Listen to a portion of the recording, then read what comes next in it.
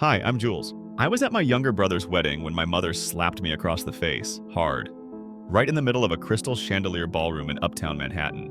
The reason I wouldn't hand over my brownstone apartment, yes, the one I bought renovated and pay taxes on so her successful son and his new bride could start their life in a real home. She looked me dead in the eye and hissed, "This is for the family."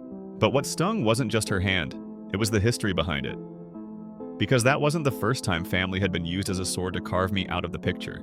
That night I didn't cry, I smiled. Ever wonder what it looks like when the one who always stayed quiet decides to stop playing the role they were written into? Before I go further, if you're listening from your car, your bed, wherever, drop a comment. Tell me, have you ever been asked to give everything just to be considered family? I showed up alone. Not because I had no one to bring, because I didn't want anyone witnessing what I knew was coming. The reception was at the Verdant Glass House. Think marble floors, cascading orchids, and enough polished silverware to make Versailles jealous. Waitstaff glided through the space like extras on a movie set. Everyone looked like they belonged in a Vogue editorial. Me, I wore a dark olive wrap dress that fell below the knee. No sparkle, no heels high enough to impress. Just flats, understated like always. I moved past a stretch of black Escalades and white glove valets and slipped into the cocktail area. The string quartet played something expensive sounding, and every conversation buzzed around my brother Alex and his bride Camilla. She looked like a magazine cover, he looked like her accessory, and me, I stood by the ficus. The extra. Again. The other child. The helper. The one who co-signed Alex's student loans. The one who paid the deposit on the event hall they now celebrated in. But whose name was missing from the thank you toast? I caught my parents watching me, my mother smiled, lips tight, my father offered a nod. The kind of nod you give a delivery driver. I returned it, nothing warm, just acknowledgement. I hadn't even finished my first glass of tonic water before my mother approached, sequined shawl flickering like a net designed to catch the spotlight.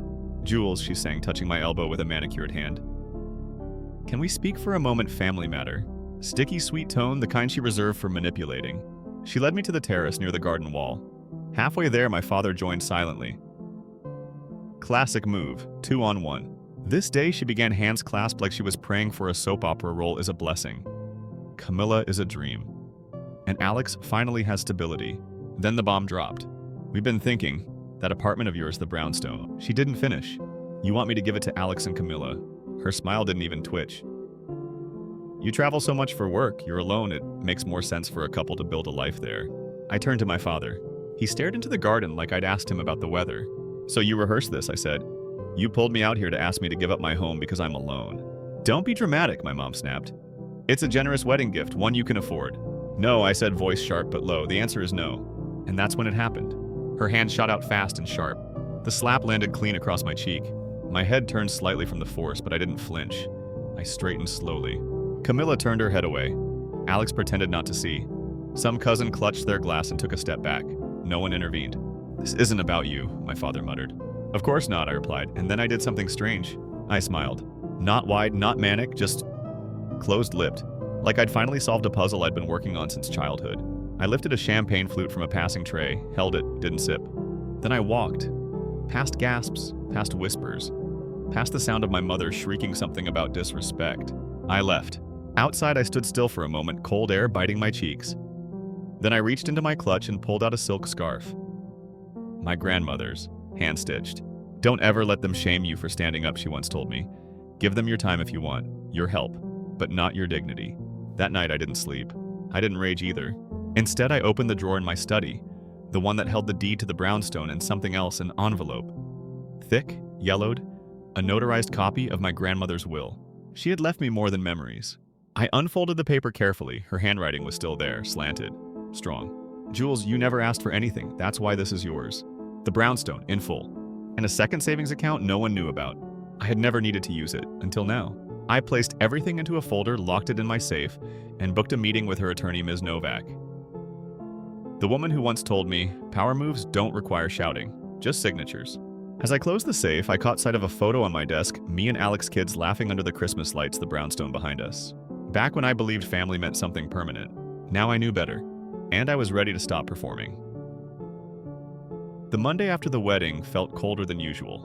Not just the weather, something in the air had shifted. I woke up with that same scarf still looped loosely around my fingers. I hadn't planned to sleep on the couch. I hadn't planned much at all. But I wasn't spinning. I was steady. Sometimes clarity doesn't come with a scream, sometimes it's just a slow, quiet yes to yourself. I made coffee the old way by hand, grinding beans, boiling water, pouring in slow circles like a ritual. It grounded me.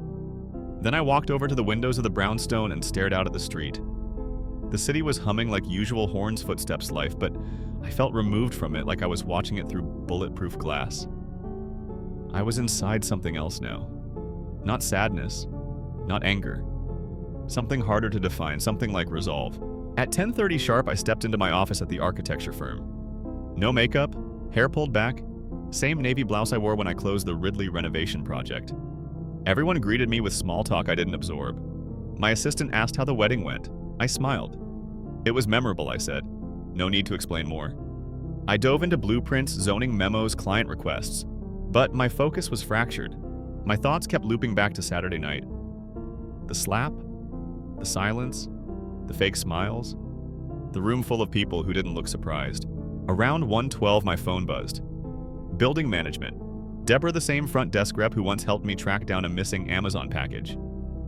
"Hi, Ms. Reed," she said, tone too casual. "Just confirming. Should we go ahead and add your sister-in-law to the access list for the brownstone? The request mentioned you'd be out of town this week, so we assumed I cut her off." "Excuse me?" "What request? It came through this morning. Digital signature looked like yours, says Camilla Reed is moving in this week. There's also a note to transfer delivery codes." I didn't scream. I just said, "That's not happening. Cancel all changes. Delete her name from the file." Deborah stammered a nervous, "Okay," then hung up. I stared at the wall in my office. The sound in my ears went fuzzy. I hadn't signed anything, but someone had pretended I did. I stood up, walked into the hallway, and called Rafi. My friend, my one true compass. "You sitting?" I asked. "Always. What's up?" "They tried to move into my house, today." Without asking. Rafi paused. "You mean the apartment?" "No," I said. "The house, the one Grandma left me. They faked a signature. They just assumed I'd go quietly." And just like that, something in me unlocked. Not rage, not despair, something colder. I checked the mailbox key drawer when I got home. One key missing. The same key I'd used the night I tucked the envelope back in. A memory surfaced Alex years ago, staying over after a bad breakup. "Hope it's okay," he'd said. "I made myself a spare, just in case I need to crash again." He'd said it with a laugh like it was nothing. Back then I didn't think twice, but now it wasn't an accident. They'd been preparing for this. I checked the building's entry log. A duplicate key fob had been used that morning. At 9:48 a.m., side entrance, not even the main one. Sneaky, strategic, and dumb. Because what they didn't know was that I'd already spoken to Miss Novak, and what I had in that safe was airtight. Still, I needed proof. So I scrolled through Camilla's private Instagram. She'd forgotten that Rafi still had access. There it was, a post from my building's lobby. Captioned, "Stepping into our new chapter." Hashtagged, "Newlywed Nest." I took a screenshot, then another.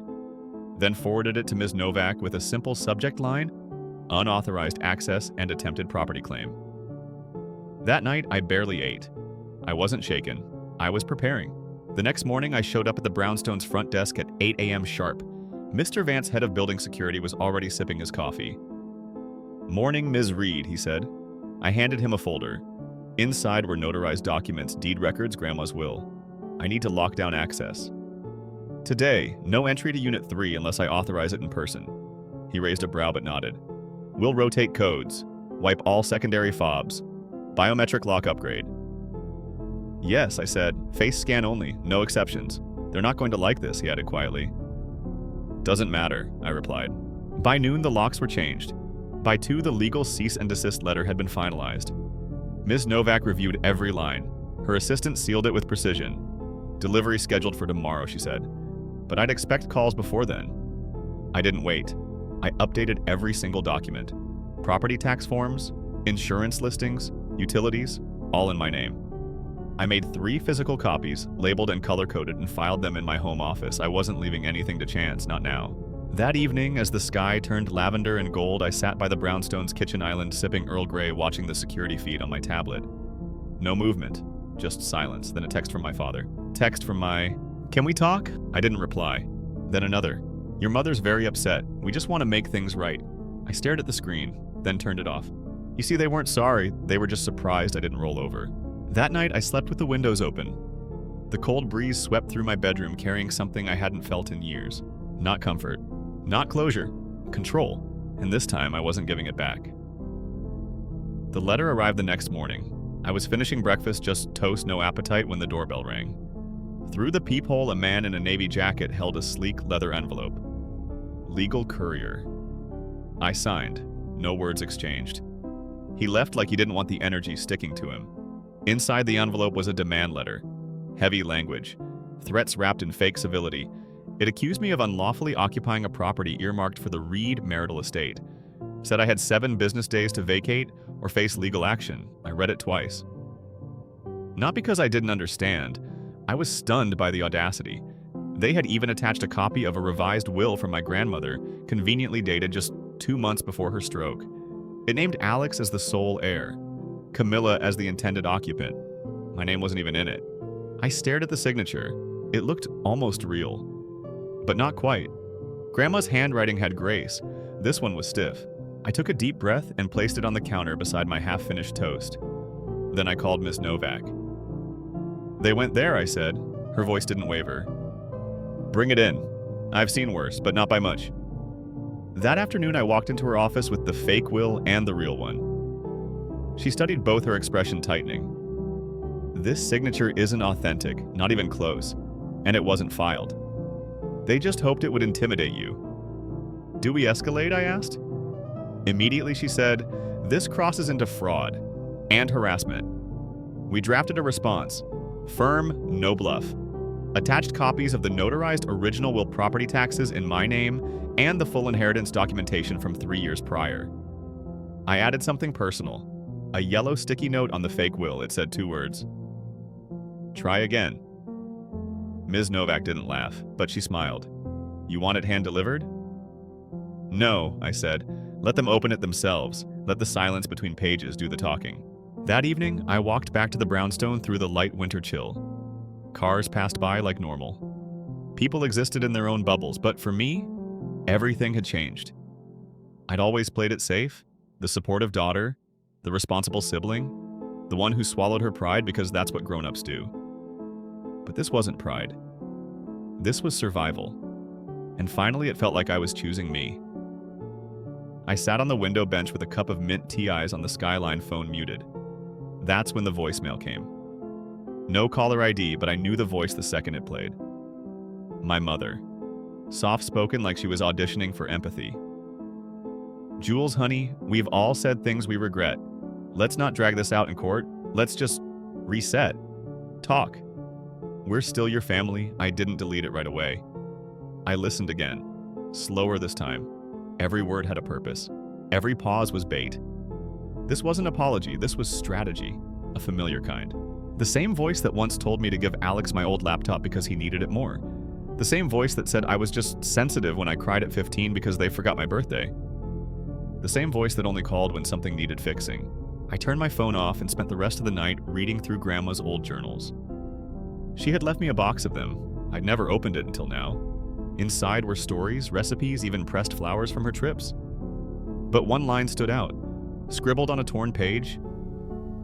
Some people protect you loud, others protect you in silence. I chose you quietly, Jules, because I knew you'd be loud when it mattered. I didn't cry.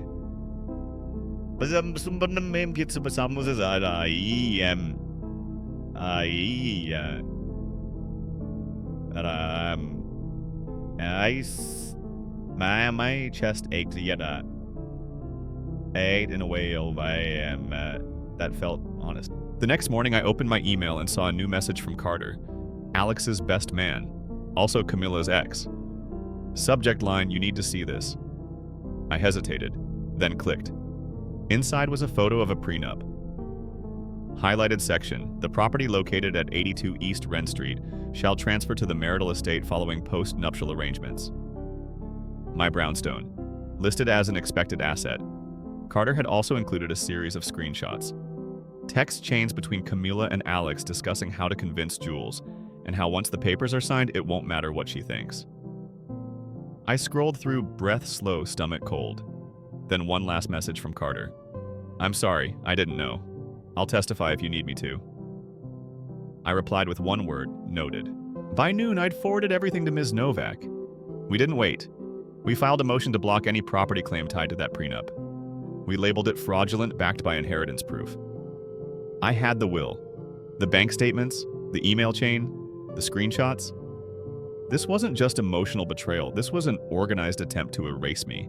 And I had every step logged, every lie timestamped. That evening, I walked into the HOA board meeting like I belonged there, because I did. They'd called an emergency session to review resident complaints, which was code for Camilla trying to weaponize neighborhood rules against me. Noise violations, she claimed, unregistered pets, even a bogus report about chemical use on the balcony. When I walked in, she was already there. Binder in hand, lips pursed like she practiced the expression. The HOA president, Mr. Lang cleared his throat.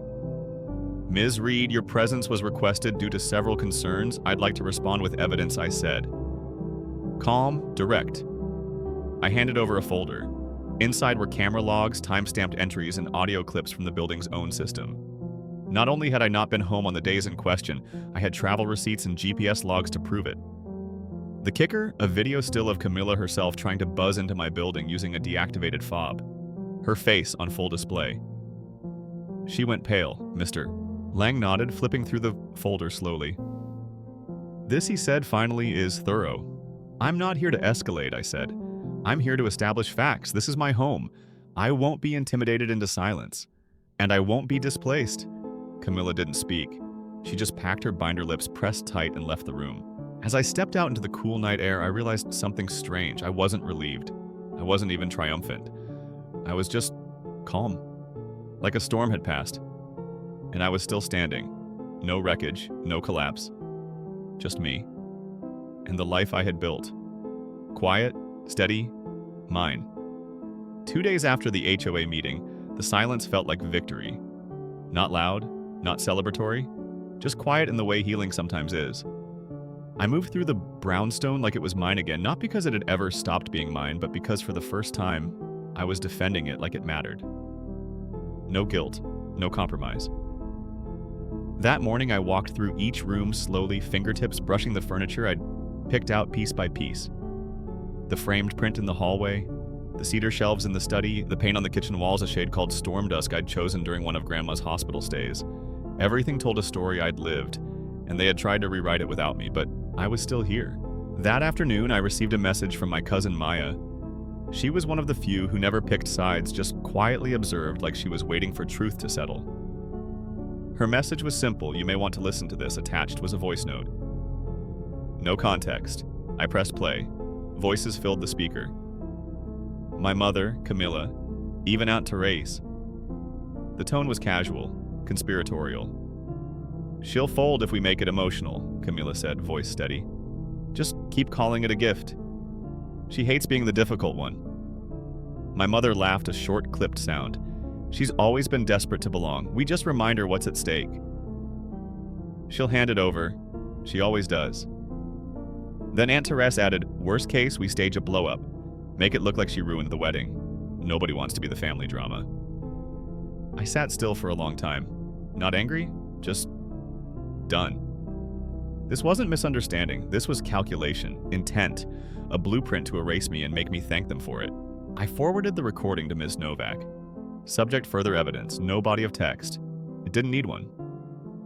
The next morning, I did something I hadn't done in a long time.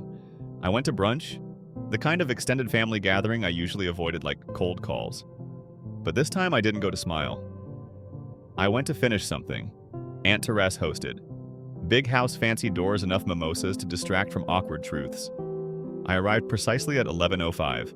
Most of the family was already there. Laughter filled the space like a soundstage, loud, rehearsed hollow. When I walked in, conversation dipped slightly, just for a second, then resumed louder than before. My mother stood near the fireplace, dressed in something pastel and dramatic. When she saw me, she brightened like we were old friends. Jules, she sang, arms opening. You look rested. I nodded, but didn't speak. Camilla wasn't there. Of course not. She never showed up unless there were cameras or compliments. I moved toward the dining room, took a seat at the end of the long table, and waited. Dishes clinked, stories recycled, and when the noise peaked, I tapped my glass gently.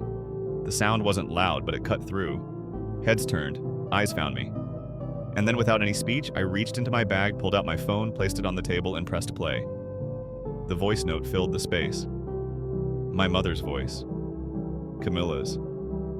Aunt Teresa's. Their words floated through the room like poison unveiled. No one interrupted. No one moved.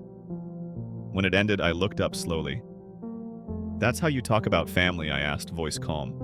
"That's what I was supposed to give everything up for."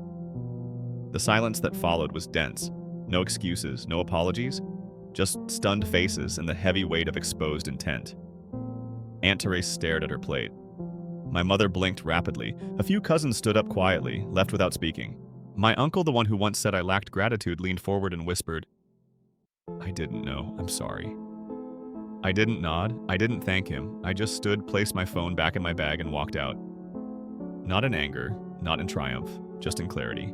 That night, I sat on the balcony with a blanket around my shoulders. The city was quiet, humming in the distance like a song I didn't need to sing anymore.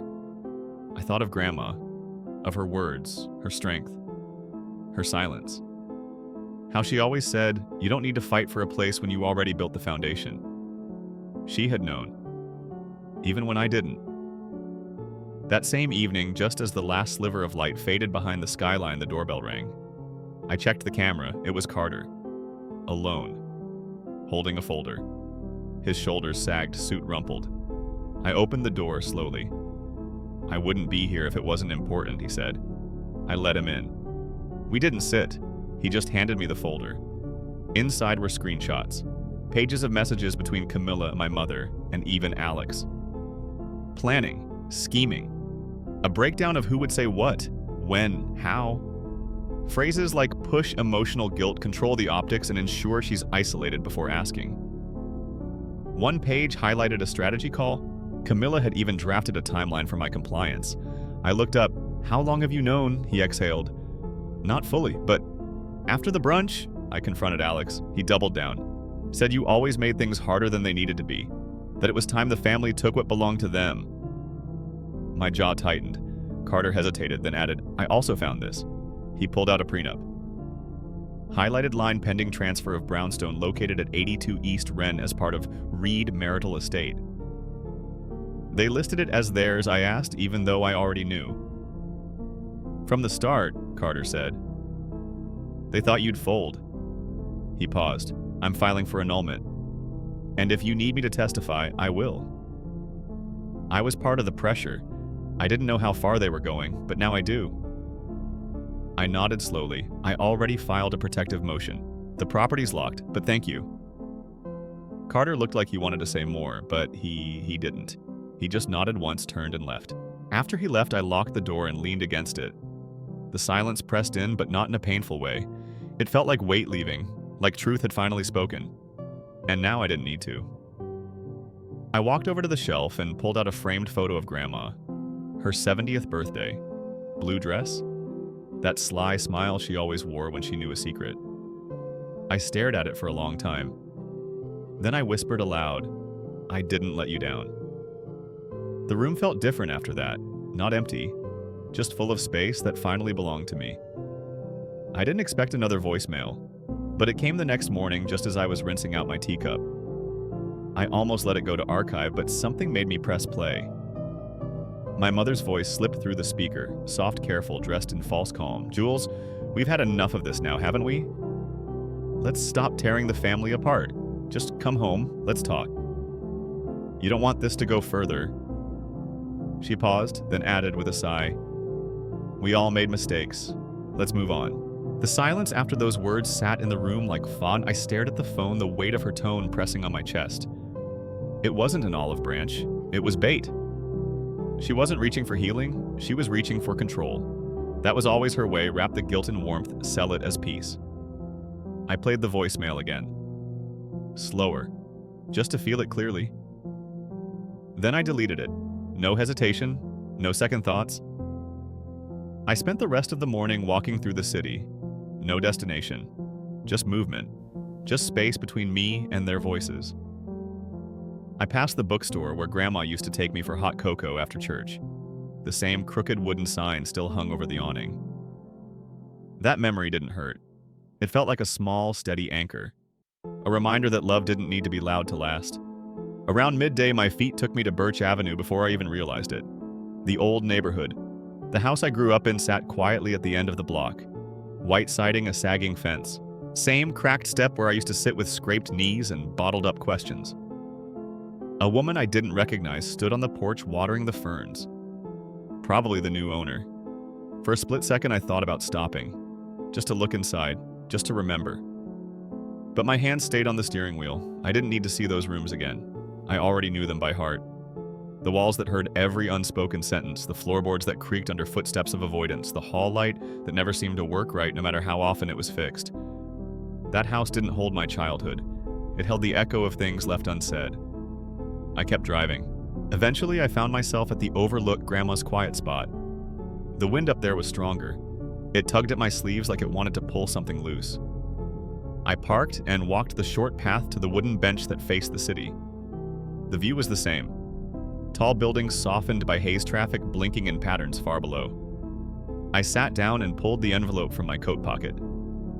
Grandma's last letter. I unfolded it carefully, fingers tracing the edges like they still held warmth. Her handwriting still steady. Some people build families, Jules. Others survive them. You weren't broken. You just weren't praised for being whole. That's their blindness, not your flaw. I read the line again. And again. Until it felt stitched into my skin. For so long I thought love had to be earned, that if I gave more they'd finally see me. But what I really gave them was permission to take, to decide to claim. And now that permission was revoked. When I got home I didn't feel anger. I felt clean.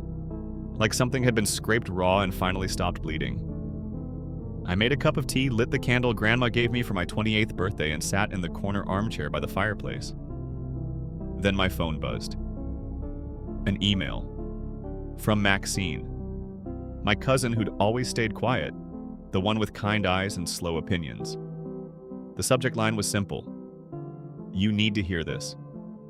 I opened the message. No words, just an audio file. I hesitated, then pressed play. The sound was faint at first.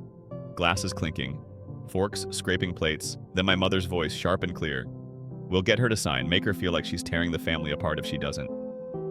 Then Camilla. Just guilt her.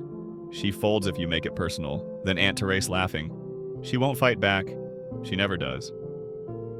The file ended. I didn't move, didn't cry. Just sat very still. The voices weren't surprising anymore. But hearing them say it out loud, planning it like strategy, was something else. Like they'd handed me the blueprint for my own erasure. I forwarded the file to Ms. Novak. No message, she'd know what to do. The next day, there was another family event. A cousin's engagement party. Normally I'd skip, but this time I went. I didn't dress to dazzle, just clean lines, dark blue, my hair tied back. When I walked in, heads turned. The air shifted. I saw them, my mother, Aunt Therese, even Camilla, who had apparently decided this one was worth attending. They clustered near the appetizer table, smiling like actresses rehearsing a scene. I walked straight to the center of the room, pulled out my phone, and tapped it against a glass. Conversation paused. Slowly, carefully, I played the audio file. Their voices filled the space, their words, their plans, their cruelty. When it ended, I didn't speak. I didn't need to. The silence in that room was different this time. It wasn't uncomfortable, it was revelation. Truth sitting heavy in everyone's ears. I looked at my mother. She didn't blink, just pressed her lips together like maybe silence could undo what sound had revealed. A cousin stood up slowly. Another whispered, "That's not okay." Someone else murmured, "She deserved better." I turned and walked out. Not in anger, not in shame, just done. That night I slept soundly for the first time in weeks. The brownstone was quiet. Safe. Mine. No longer a place I had to defend, just a home I'd reclaimed. Before bed, I sat by the window and looked out at the street lights blinking beneath the sky. Somewhere out there, they were probably regrouping, rewriting the story, telling themselves I overreacted, that I was cold, that I abandoned family, but I hadn't abandoned anything. I had just stopped kneeling at an altar that never blessed me. And that kind of clarity, it was worth everything. The final message came 3 days later. Not a voicemail. A letter. Hand-delivered, no return address. I recognized the handwriting before I even opened it, my mother's. It wasn't long, just a single sheet. No salutation, no apology, just one line. "You're not the only one who's been hurt, Jules." That was it. No admission, no acknowledgement. Just a last-ditch attempt to tether me back to her pain, to reframe my boundaries as cruelty. I folded the paper once then again and dropped it into the recycling bin without hesitation. I wasn't carrying her burden anymore. I wasn't shrinking myself so others could feel taller. I wasn't holding space for people who only took and called it love. That morning, I brewed my coffee a little slower. Watched the way the steam curled above the cup. I opened the windows wide, let the cold air rush in like a cleansing wind. The brownstone smelled like citrus and paper and peace. I stepped into the quiet barefoot, the hardwood cool underfoot, and for the first time in a long time, I felt no need to check the locks. The doors were secure, the papers filed, the silence safe. Later that week, Ms. Novak called. "Camilla never filed a counterclaim," she said. "Looks like they're backing down." I didn't smile, just closed my eyes for a moment. "Thank you," I said, "for making sure I didn't have to yell to be heard." She hesitated, then added, "I've seen a lot of cases like this, but the difference here is you never tried to win. You just tried to be left alone." She was right. I wasn't looking for a trophy. I was looking for peace. And in the process, I found power. Quiet power. The kind that doesn't need to roar to be known. I took a week off work after that.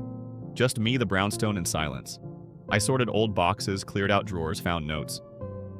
Grandma left behind I didn't even realize I'd kept. One was tucked inside a cookbook, her handwriting looped and confident. "The ones who keep records aren't cold. They're survivors." That line stayed with me. I used to wonder why I saved so much. Why I never threw away letters or receipts or emails. But now I understood. Somewhere deep inside, I always knew the day would come when I'd have to show the truth. Not to prove them wrong, but to prove I was right to protect myself. On the last day of my break, I visited the shelter where Grandma used to volunteer. It was small, just 2 rooms and a warm kitchen, but it felt sacred. I brought a stack of old coats, a box of canned goods, and a check made out to the Lewis Fund, named after the founder. The woman at the front desk looked up surprised. "You knew Mildred?" she asked. I nodded. She was my grandmother. The woman smiled softly. She kept this place running some days when no one else would show up. That sounded like her. Quiet help, no applause, just presence. On my way out, I saw a girl by the steps, maybe 16, holding a duffel bag too big for her frame. Her eyes met mine, tired, defiant, familiar. I didn't speak, just nodded once. She nodded back. No words. But something passed between us anyway. Recognition, maybe even grace.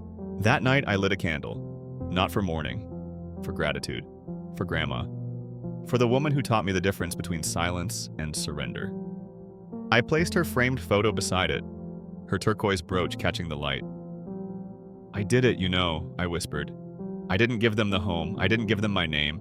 I didn't give them the parts of me you helped build." The candle flickered in response like she approved, and in that flicker, something inside me softened. Not weakness, not fear, just release. The final piece came in the form of a text. "Carter again. Signed the annulment papers. Clean break. If you ever need a witness, I'm still willing." I stared at the message for a moment, then typed back, "Thank you. I hope you find someone who sees your worth without needing to take from someone else." He didn't reply. That was fine. Some conversations don't need sequels. Some wounds don't need reopening. And some stories like ours are better left as footnotes. The brownstone feels different now, not just in ownership, but in spirit. I rearranged the study, put Grandma's scarf in a shadow box on the wall, replaced the guest bed with a writing desk. The whole place feels like breath, like something long held in finally released. And the best part, I don't owe anyone a tour. No one gets to ask what they didn't help build. No one gets to walk in uninvited. The locks are new, the boundaries clear. People talk about freedom like it's loud.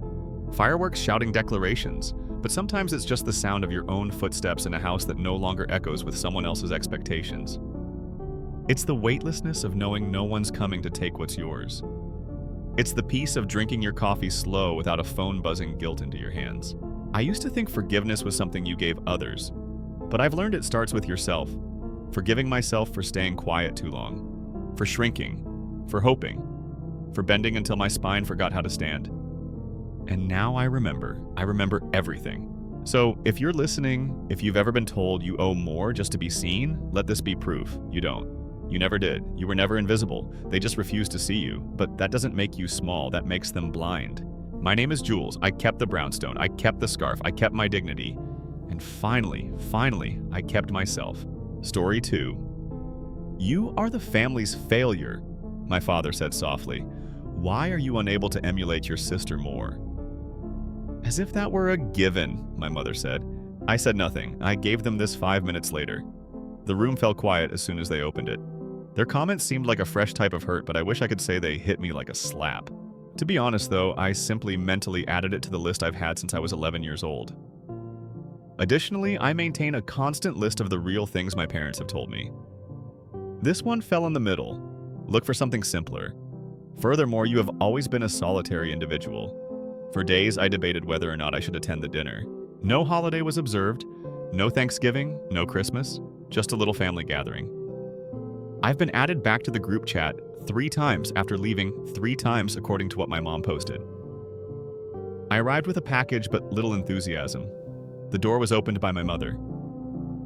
You came, I see. With that half smile, she said. She doesn't really make an expression, more like a twitch at the corners of her mouth. Hello? We'll come on in, I said. We'll make you a cup of tea. Simply remove your shoes. I just did some floor cleaning. I removed my boots. One of them spilled. I agree. Kendra was there already, naturally. She was wearing some cashmere and relaxing on the couch.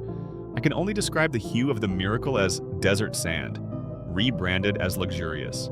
In typical homes, someone could have told her to put that away while she was browsing through her phone. We're going to eat dinner. However, they simply waited for her to say anything so they could all nod in agreement for hours. Whoa, what a surprise. She stretched the word comfortable as if it were physically painful to say, Savannah, a ponytail so comfortable. I grinned, the type of smile that conveys that I'm listening. I just no longer react. The turkey was being carved by Dad. Meanwhile, Mom started talking about Kendra's most recent project in yet another monologue. Something like a picture studio or a charity bazaar. I've gotten off course. She like a little engine? Mom smiled as she gazed at Kendra like if she had created lightning. Yeah, Dad said. I wish you had saved that. I wish you were capable of that. Silently, I continued to eat my salad. Then came the section about presents. Last week was Kendra's birthday, and she was going through a difficult Mercury retrograde this week, which seemed to justify getting pearls. A package was given to her. Genuine pearl earring. I knew the name. You guys, oh my God. In that tone, she spoke.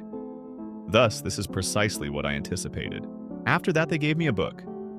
Mom hugged me with one arm. In fact, it's rather beneficial. How to Embrace Change. It's all so funny, she said. I smiled with my mouth shut as I thanked her.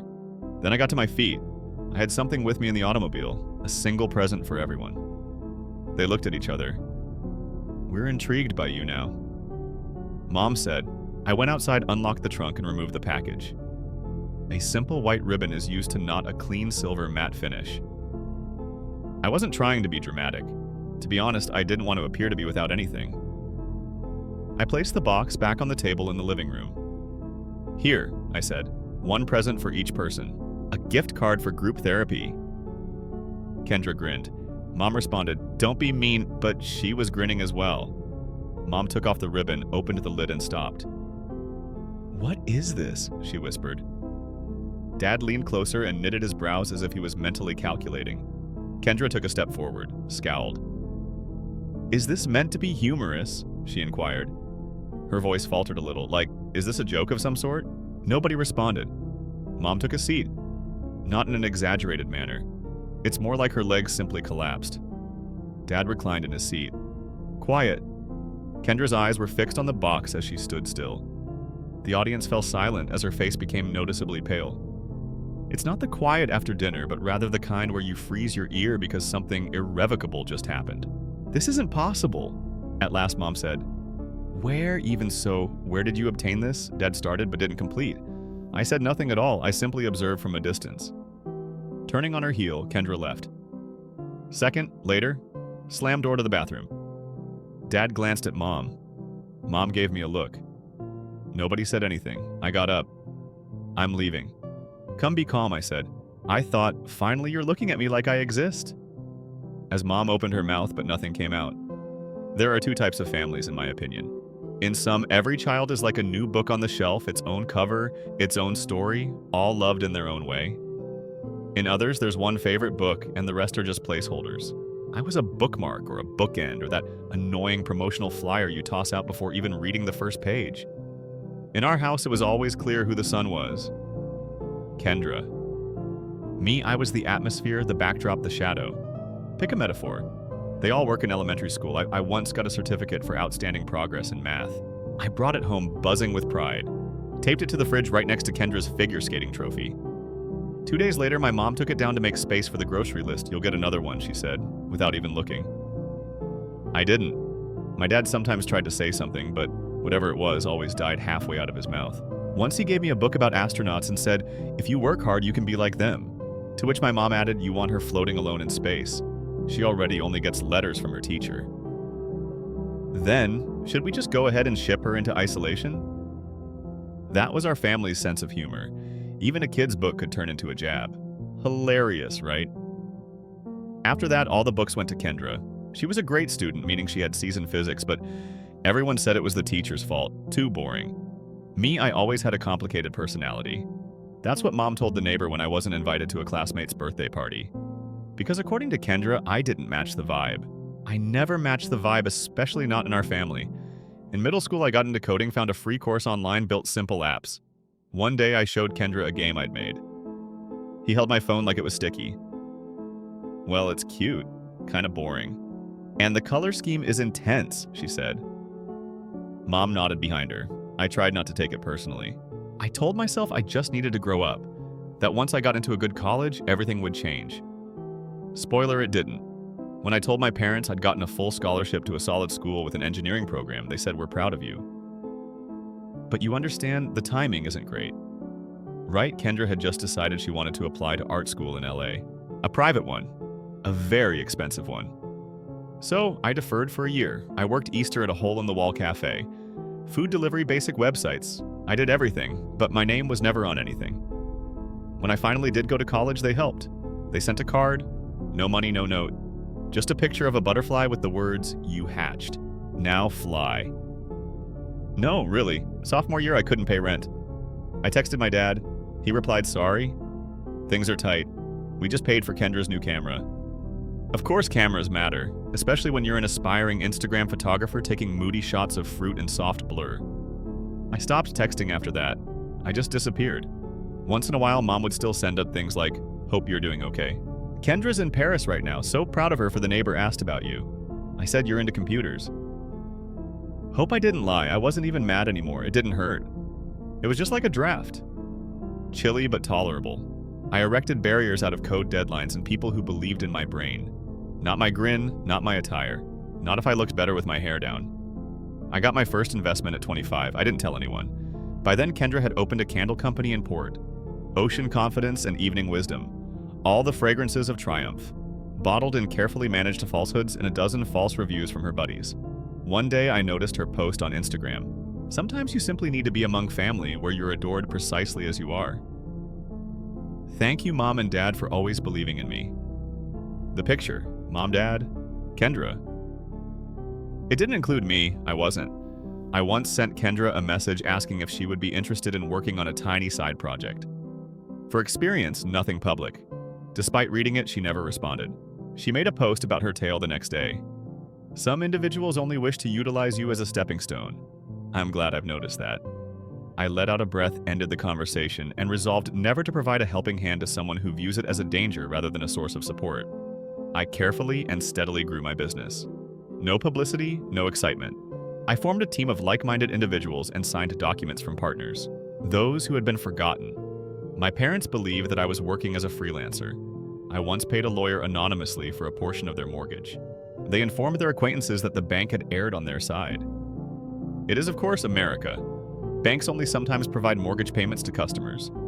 Sometimes in anguish, sometimes in bewilderment, I watched from the sidelines, mostly just exhausted, right up until that evening, till my father said, "You are the family's failure." "Why can't you be more like your sister?" my mother added.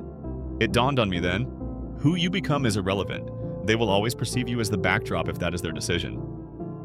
I placed the package on the table. It was a tablet, and they all gazed at it as if it were about to blow up, but directly above. Shiny and laminated. The Forbes magazine cover was impossible to miss. Not the one in which I'm wearing a gray jacket and grinning courteously. The other one. The one where I'm seated in front of a skyscraper with black glass, wearing a black coat, square shoulders, and a set jaw. "Faces of the Future, How Savannah Hale Transformed Us Education" is the headline.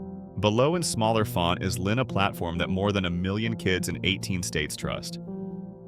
The first thing they noticed was that Kendra. Everything is frozen. Their expressions gave the impression that the program behind them had just been disconnected. Dad narrowed his eyes at the page as if he was attempting to determine whether it was Photoshop. Kendra scoffing nervously, she grabbed for the cover. Perhaps if you touched it, it would disappear. Mom remained silent, simply gazed. I did too. She glanced up at last. "Is that you?" I gave a shrug. Dad, apparently. Tense now. "Is this authentic?" "That depends," I responded. "Do I really have a business hire a few hundred people and present keynotes at the conference you missed on Facebook, if that's what you mean? Then yes. Actual." Kendra laughed a little dryly, compelled. "What the devil is this? Next will you tell us that you acquired NASA?" "No," I replied, glancing directly at her. "Just one of Arizona's education contracts." "Stop the short." Dad's eyes narrowed. "However, where did all of this originate?" "You were," I said. "You were a freelancer once." "Yes, indeed. In a way, I appreciate you following me." I said. Mom lifted the cover of the magazine and held it up to her face. "This might not be real. I mean, anything can be printed these days. Title of photo building?" "Yes," I gave a nod. "Anything can be faked, but I don't. I create functional things." Dad took a seat quietly. Kendra remained motionless until all of a sudden, "Hold on. That name is familiar to me. Helen. You are the one teaching adult computer literacy classes." I said, "We're a platform. One of our programs is that. We've also got college contracts. Oh, and we were invited to TEDx last year. But you probably don't follow education trends." Kendra waved toward the tablet. "You're seriously saying this whole time you've been successful?" "No," I said. "I'm saying this whole time you were happy believing I was no one. And that worked for you." That's when the tablet screen lit up on its own. I'd set it to autoplay. I was tired of explaining the first shot, a slow pan across a glass-walled office as monitors teams at work, a narrator's voice. "I see Lynn isn't just a startup. It's a tool that enables folks around the country obtain a second chance." Then it cut to the stage. Me in a black suit holding a mic and stating when I was 20, no one believed I'd ever make it. I was compared, overlooked, ignored. That didn't stop me from studying. It helped me focus. The camera panned over the audience. Some nodding, some clapping. "That's edited," Mom whispered. "That's a live feed from Tech Next," I said evenly. "You can look it up on YouTube if you don't believe it." Kendra took a seat on the floor's carpet. She gazed at the TV as if it were addressing her personally. "I don't understand," she muttered. "You didn't tell us. Nothing." Why I gave her a glance? Because whenever I said something, you either laughed at it or thought it was sweet but pointless. After that, you share your success tales on social media. We are both aware of who covered your rent in 2021. Mom looked at her. "What, yes," I said. "I covered 3 months of Kendra's rent." Dad's mouth opened then shut again. The video continued to play. Testimonials from educators, learners, and adult women who used our platform to obtain certifications and find employment. Mom stumbled a bit. "Back down SAT," she said. "I don't understand." "You didn't give a call? You didn't write? Did you say that wasn't even for Christmas quiet? Have you ever inquired, 'How are you, Savannah?' without making any comparisons? Without sarcastic remarks?" "No." While Kendra, "At any time." Mom remained silent. I reached into my purse and took out another sheet, a printed document with a signature at the bottom. Termination of trust-based third-party mortgage contributions. One other thing, too. The bank ceased reminding me throughout those beautiful 6 months. Through a proxy, that was me. You mean Dad whispered, though. Yes, as I mentioned, I'm returning your house after saving it. Once more, it's yours, in full. Kendra broke down in tears. Real tears. This time there will be no performance. You accomplished all this, but why? Her question was barely audible. Why, despite everything, I still wanted to be a member of the family. So I gazed at her. Just once I wanted you to see me, to be aware of my existence. That I am not an error, no shadow. However you failed to see me even when I was directly in front of you. Nobody spoke. I put the tablet back in the box after turning it off, put my coat on. Savannah, said Mom. Her voice faltered. I pivoted. I'm not upset. I said, simply put, I'm sick of being invisible. After that, I departed. I could still see through the glass from the street. Gazing at the black screen, Dad sat on the chair. Kendra hugged her knees and curled up. Mom is saying something, and I believe they saw me for the first time. I foolishly assumed they would disappear, that after the tablets shut down and the mask's complete slide, at least they would act as though I didn't exist. However, greed is an odd motivator. It doesn't halt it. The humiliation continues. It began with a letter from the Hale family written through an attorney and stamped by Plato. When I opened the letter with a notice that I owed emotional and monetary damages for public defamation, I was sitting in my kitchen drinking cold coffee. Lack of support from family members and a failure to meet expectations. The line was read 3 times by me. I then gave my lawyer a call. Is this thing really real? I inquired. He gave a snort. Though technically unlawful, it's absurd. As of yet, they are not suing. It's more akin to a request for negotiations. Encased in pressure, a typical strategy, make you so afraid that you'll pay to have it removed. A second document was attached to the letter, a proposal for a settlement. In simple terms, it said that the family will not seek legal action or raise the issue in public provided Savannah Hale sends a one-time payment of $300,000 as a token of goodwill and recompense for strained family connections. In exchange for not portraying me as the ungrateful daughter, they demanded a hush money payment. Even the prohibition on disclosing personal family information was included. An overt allusion to my most recent conference. I knew who they were, but I could have ignored it. Until they received the money or a scene they wouldn't give up. I decided as a result, should a conflict break out, it would be on my terms. They arrived without invitation 3 days later. Through the peephole, I was able to see them. Mom wearing dark shades, as if she were running from photographers, and her father in his finest church coat, which was absurd in June. I pulled the door open. All we want to do is chat. You got it all right, Mom remarked. It's all with my lawyer now, I said. Come on, please. Does using attorneys have to be the only option? Her grin was tight as she spoke. We are related. My family does not charge me for emotional harm. Dad moved forward. You are no longer with us. Oh, he said. You appeared out of nowhere with the presentation, the magazine, and that show. We were taken aback. I'm shocked that your child is still alive and healthy. That I stopped making your mortgage payments astounds us. Mom drew nearer. You must comprehend. We had 2 injuries. Everyone is discussing you. Why don't you include us, they ask. Why don't you assist? You appear icy. No, I appear to be free. Dad went on to say, you have to understand that if this gets out, if people discover that you abandoned your own parents, it could harm your business and reputation. The act of faking was over. I gave a nod. Is this blackmail then? No. Mom answered hastily. We are only alerting you. It is possible for people to misunderstand. I produced a paper that had been prepared by my attorney. This is a formal warning to you. Any more coercion, covert threats, cautions, or manipulation will be regarded as defamation and blackmail. Your next action. We have public court meetings. Mom became pale. Dad averted his gaze. Savannah. Silently, she said, you're not understanding. We're having trouble. Nearly everything is gone. We might lose the house. Oh, I get it exactly. I looked over the documents. I was no longer anonymously covering that mortgage, and I'll use quotes to show the truth if you try to portray me as the bad guy. With recordings with dates. We were being recorded by you. I learned to always plan ahead thanks to you. They didn't speak again. Before they could turn it into anything else, I closed the door. I received an email from a phony address a week later, and blatantly fake news piece in the vein of local gossip was included. According to the headline, her parents lose their house as she speaks about empowerment, how a famous techie rejected her family. Who is phony? However, it was made apparent who was responsible by the phrase if this ended up in the news. I knew they were making their last move, so I bought myself flowers, emailed screenshots to my lawyer, and took screenshots. The card of guilt. The card of regret. The card is being ruined by you. However, this was no longer a family conflict. The soap opera was inexpensive.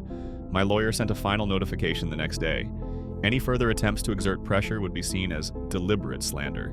The following infraction will immediately trigger legal proceedings, and that's it. Quiet. No more dangers. No more emails. Not another letter. Nothing but quiet. The authentic sort. The type I'd been waiting my entire life for. A month went by. They said nothing. No phone calls. No letters. No threats made in secret. Kendra too. As if she had disappeared into thin air. Quiet. The authentic sort. Not stress. I'm not acting. Nothing except silence. Then the news came in the middle of that unique piece. Below market value, the residence was put up for sale. Immediate property must be removed. I looked at the agency's listing, the same house that I had covertly purchased, the one where I was seen as a short-term visitor. Never genuinely appreciated, but pitied. It was now on the wall of the market, stripped naked. According to the ad, cosmetic repair is required, based on what I could reconstruct. Mom and a buddy had moved in together. Dad was staying at a hotel. The only reason I knew it was because an old family acquaintance casually brought it up without identifying themselves.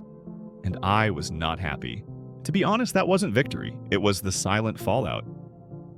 Because you don't care for someone you've already determined doesn't matter when you base your entire existence on them. And at last that individual leaves. They are not to blame for the downfall. I slept in on Christmas morning. There is no pressure.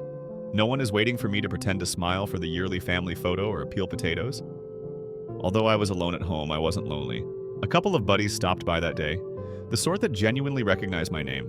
Not the daughter of Hale, not the sister of Kendra, not in technology most likely. We had basic meals. I laughed a lot. Like he had a task to perform the dog that one person brought curled up on my slippers. And I received a letter in the midst of that innocuous mayhem. Inside a picture is an old-fashioned gray envelope. Kendra and I grinned. I had braids maybe 10 years ago. I recognized the calligraphy on the back of the headphones she wore. Our tale still includes you, despite your attempts to modify it. No signature, only the first one. I spent a lot of time staring at the picture, not because I was angry, out of silence. I was there, the really me.